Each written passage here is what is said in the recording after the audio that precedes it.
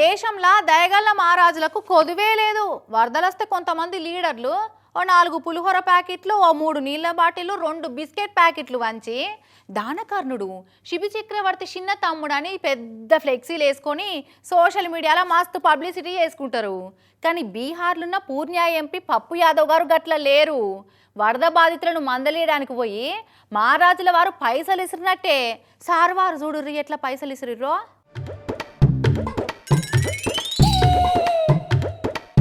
ఆహా, మనసున్న మహారాజు అభినవ దానకర్ణుడు పూర్ణియా ఎంపీ పప్పు యాదవ్ గారిని చూడురి వరద బాధితులను ఎంత మంచిగా ఆదుకుంటున్నాడో. వరద బాధితులకు సాయం అంటే ఎవరైనా పులిహోర పొట్లాలు వంచుతారు, నీళ్ళ బాటిళ్ళు, బిస్కెట్లు, పాత బ్లాంకెట్లు, బట్టలు వంచుతారు కదా.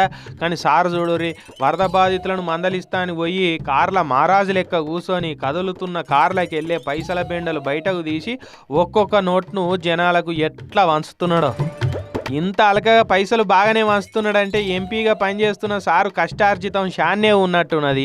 ఎంత ఎనికేసిండో మరి, ఎన్ని బ్యాంకులలో దాచుకున్న పైసలు ఇడిపించి తీసుకొచ్చి ఇట్లా వంచిండో ఏందో. ఇచ్చిందేమో 5 రూపాయల సాయం, పబ్లిసిటీ ఏమో 500 నోట్ అంత పేరు. జనాలు ఇట్లా ఓట్లకు పైసలు కావాలని చేతులు చాచినంత కాలం లీడర్లు ఇట్లా జనాలను బిచ్చగాల లెక్కనే చూస్తుంటారు.